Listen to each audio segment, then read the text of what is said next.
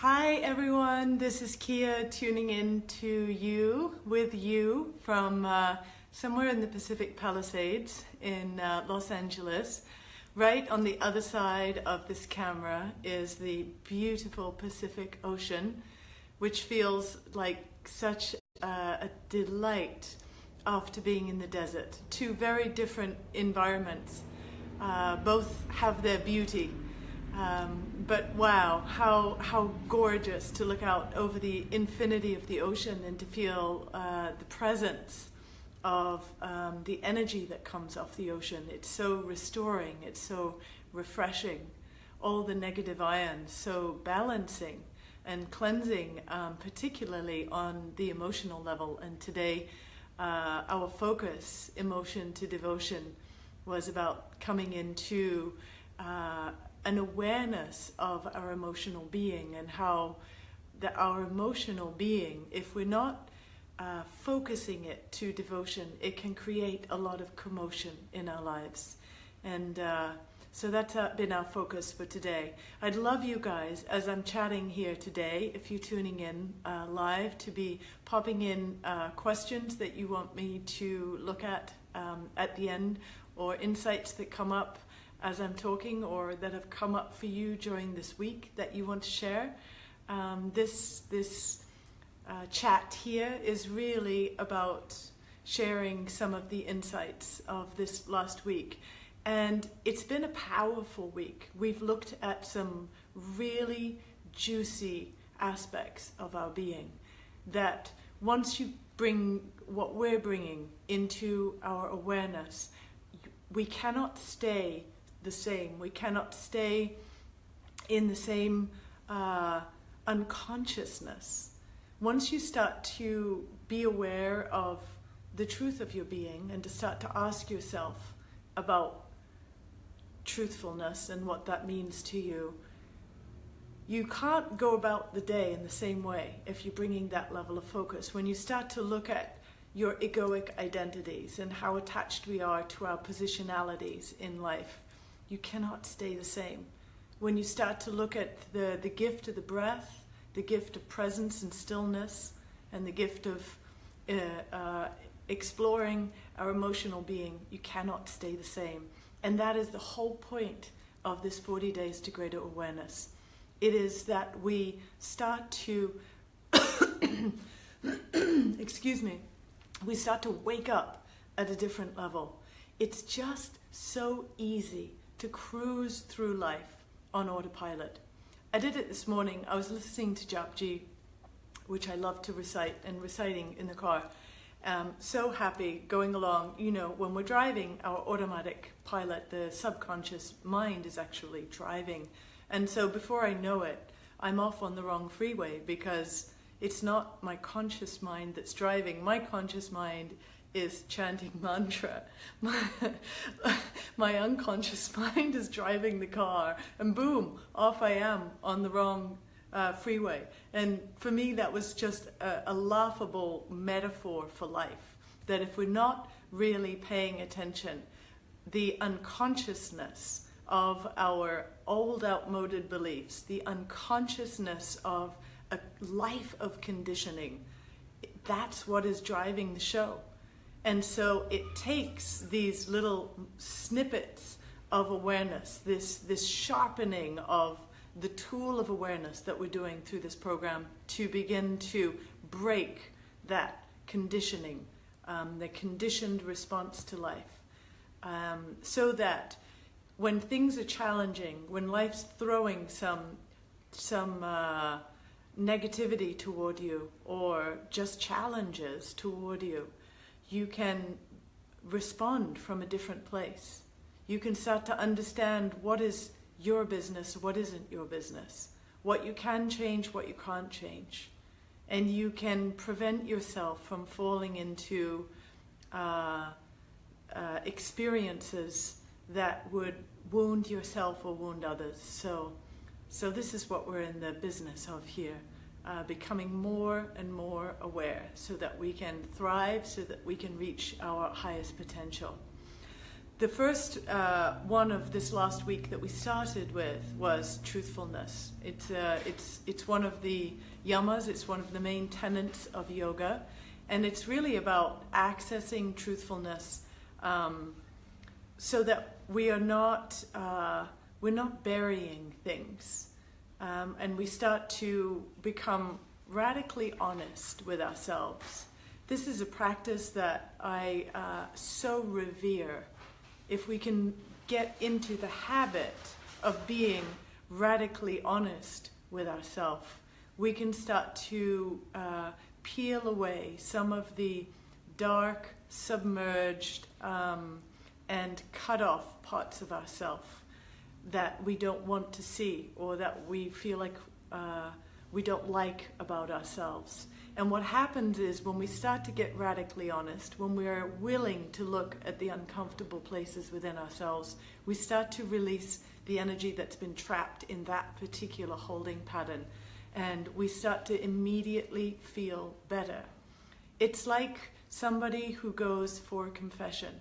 Part of the science of what's happening when you go to confess is that there's a lightness of being that comes when you say something that has been held with shame, or held with anger or resentment. When we say it, when we express it, when we acknowledge it even deeper, then there's a release of that energy. So truthfulness, for me, if we can hold that on a regular basis as a focus, it can start to unpeel the onion of the ways that we're holding ourselves in unhealthy shame, anger, resentment patterns, etc. So that was the beginning of this week. And wow, if you take on that practice, there's some profound evolution in store for you, for all of us. So truthfulness in thought, in speech, and in action. So the thought one goes into that level of radical self-honesty, and also looking at the kinds of thoughts that we're having, and if those thoughts are really true. A lot of the thoughts that we have about ourselves, I'm seeing some hearts come on the screen there now, a lot of the thoughts that we have about ourselves are just not true, you guys. We know that, right?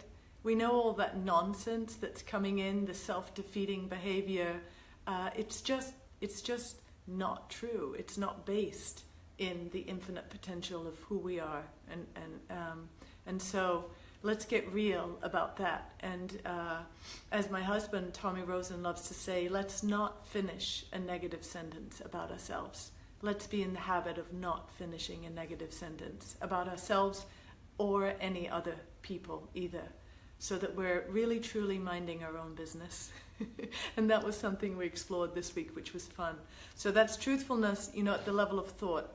Truthfulness at the level of speech is a really interesting tapas. Tapas is like a discipline, if you like, that we can use in our life, because just because you think something is true doesn't mean that it needs to be spoken. And often your truth, which is really usually a relative truth anyway, can be hurtful to another. So when expressing or feeling like we need to express truth, we have to take that pause and ask ourselves, is this really necessary that I speak this right now? But then also on the flip side, there's the idea of sometimes we have to speak what we feel is the truth for us in that moment. So learning to ride that balance. And then, of course, truthfulness in action. That one kind of makes sense in and of itself. So what truthfulness led to the next day was consciousness is contagious. And the interesting thing is, if we are in this process of radical self-honesty, of honoring capital T truth in our life, then we're going to naturally start to reverberate at a much higher frequency. And consciousness is contagious.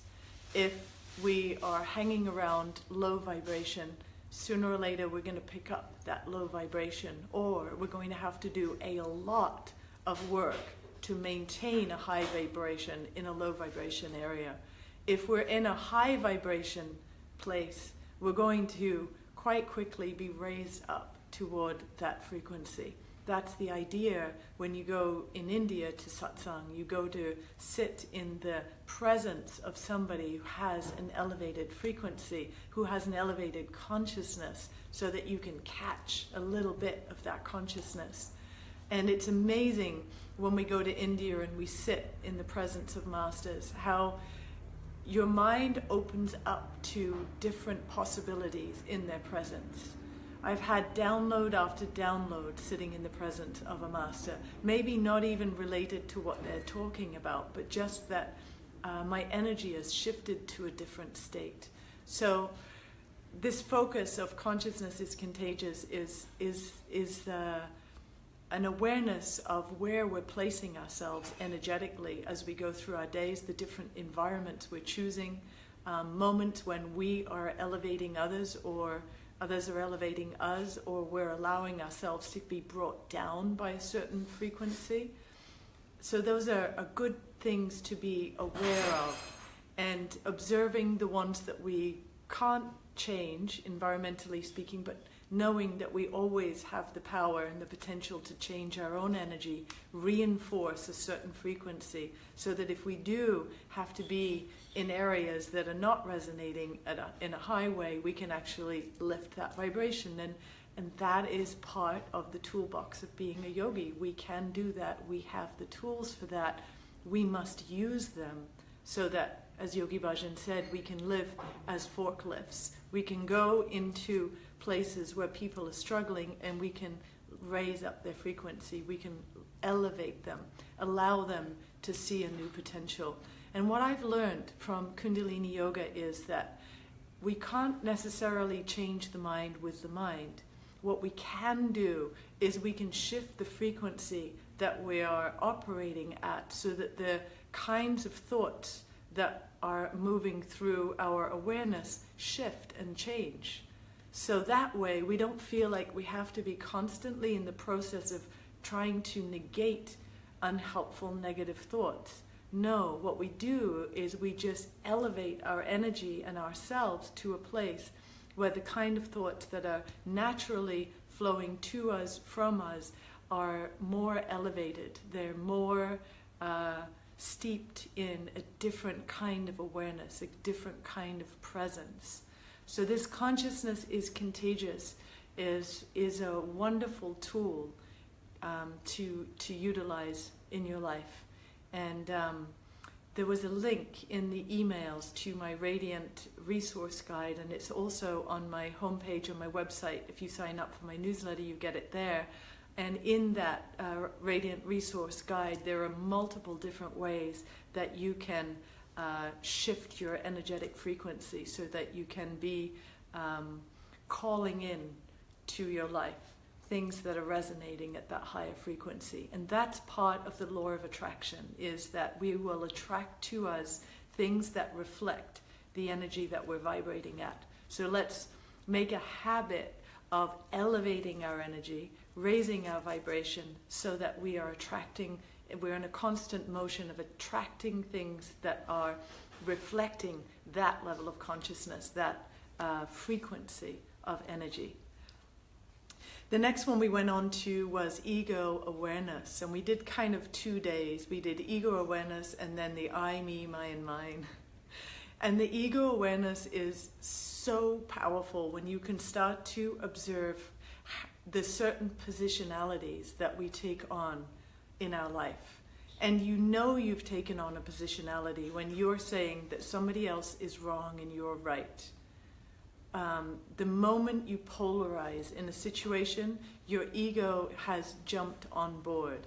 If you're challenged by somebody and you keep thinking that what they're doing or what they're saying is wrong, then you know that you're attached to an egoic positionality in that moment. And if you can start to detach from that positionality, then you can let go of the suffering and the angst that comes with it. Because ultimately, whatever it is that you're so hell-bent on, whatever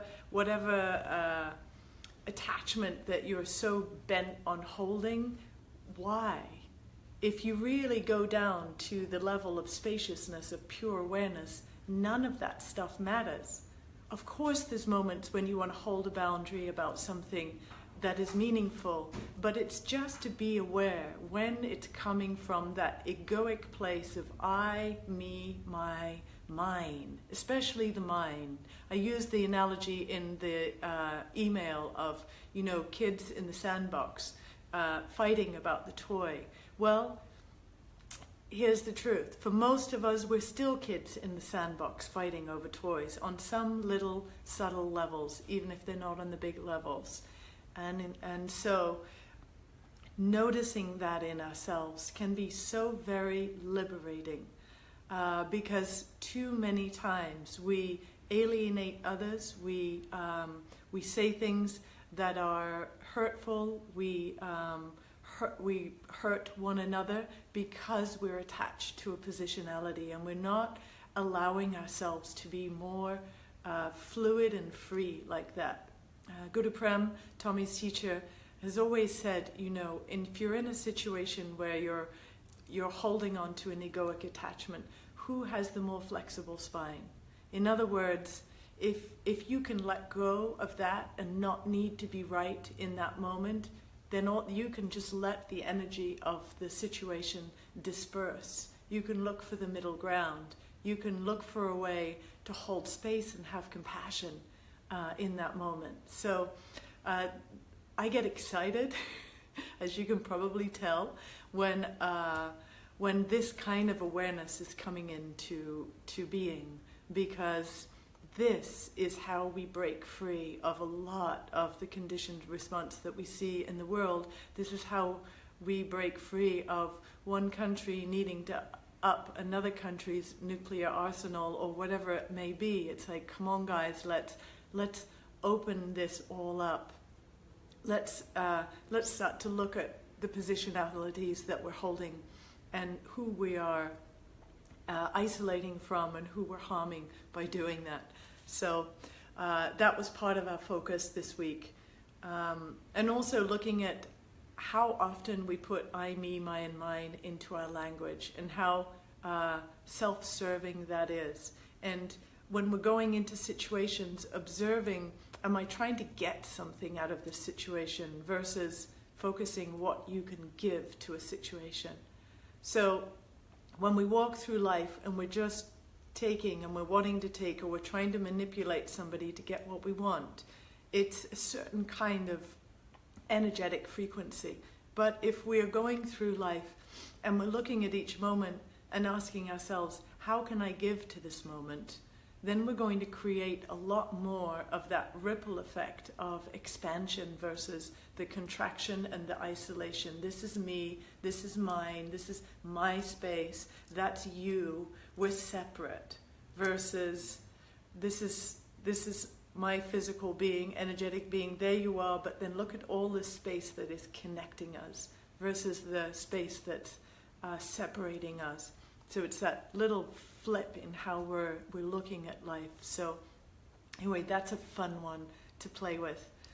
Then we went on to the power of conscious breath. And I love this, especially coming after the ego stuff, because when we are getting attached to a particular identity, it's one of the best tools to start to loosen the tightness of that attachment is to consciously breathe. We did a breath practice of different nostrils breathing to start to balance the hemispheres of the brain, create neutrality, so that we can find that expanded space where we're not contracted and tight. So the power of conscious breath.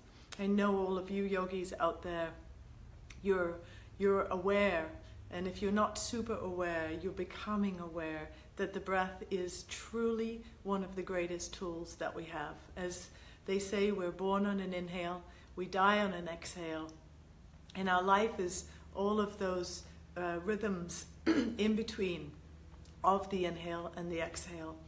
And as we start to control our breath, we start to shift the frequency of the mind, and we can start to make some very profound changes just by bringing a conscious breath into different parts of our day.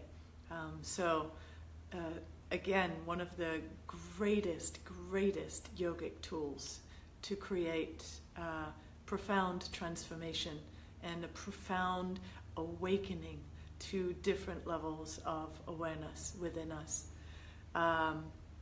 We then moved on to presence and stillness, and presence and stillness really come out of conscious breath, or they come from those moments in nature or in anywhere that you consider a sanctuary, where you start to release and let go and soften into a more spacious way of being. And that spacious place is the realm of infinite potential. I've been reading a bunch of quantum physics stuff lately, and it's just so inspiring to me because it so reflects what we as yogis know, and just this idea that 99.9% of all of our cells are basically space. So 99.9% of everything is space. We are so conditioned to experience and look at form, yet when we start to pull back from the form of things into the spaciousness, then we start to get into the place where we're not living from past experience anymore, but we're living from a different potentiality from which anything could come forth. Otherwise, we keep recreating this moment on some memory of past moments. So we keep creating the same. So how do we get to the place where we're not creating the same? We have to learn how to access this place of dynamic stillness, of expansiveness. And so a lot of the practices of yoga are about cultivating the spaciousness, learning how to drop into it, so when we do find ourselves confused or attached to the form of something, we can pull back and start to explore what could be possible from a different space.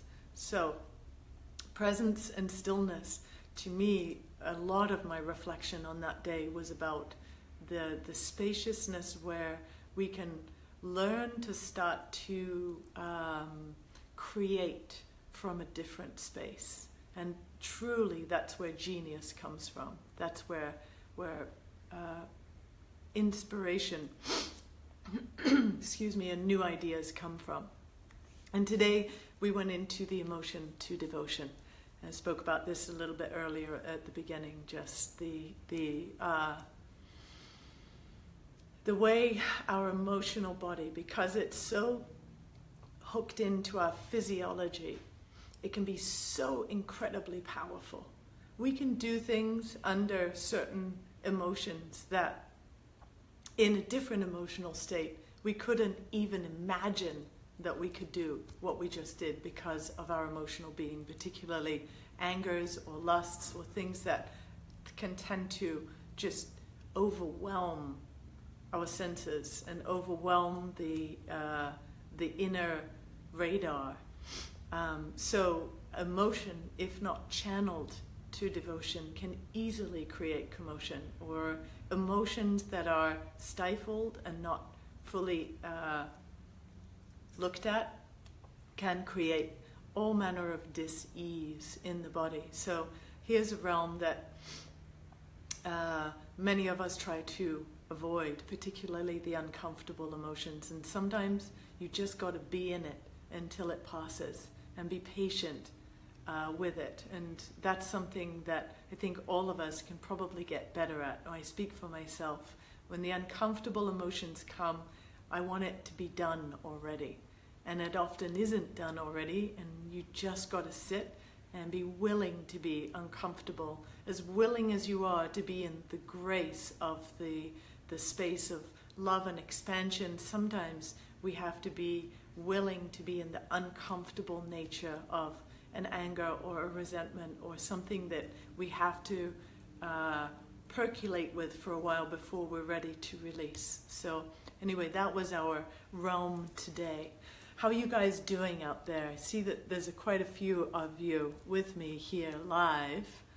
Are you good? Do you have questions for me? If you do, let me know. I'm gonna just scroll through to the beginning and see what you guys have. John Comerford, you're amazing. I'm so glad you're watching.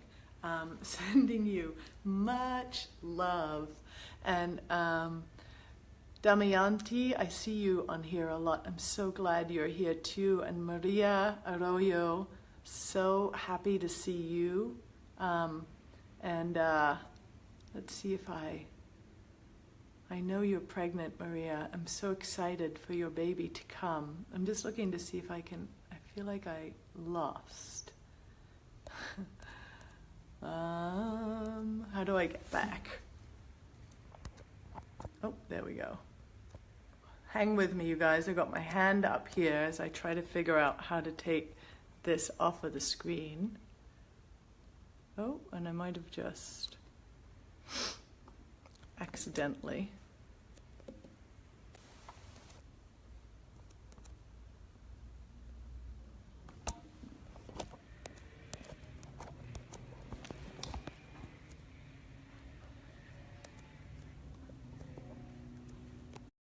Thanks for bearing with me. I had a moment where I couldn't figure out what was going on, and I figured it out. Whoopee. So I'm looking now just to see what comments you may have, but I can't seem to pull it up in the correct way. I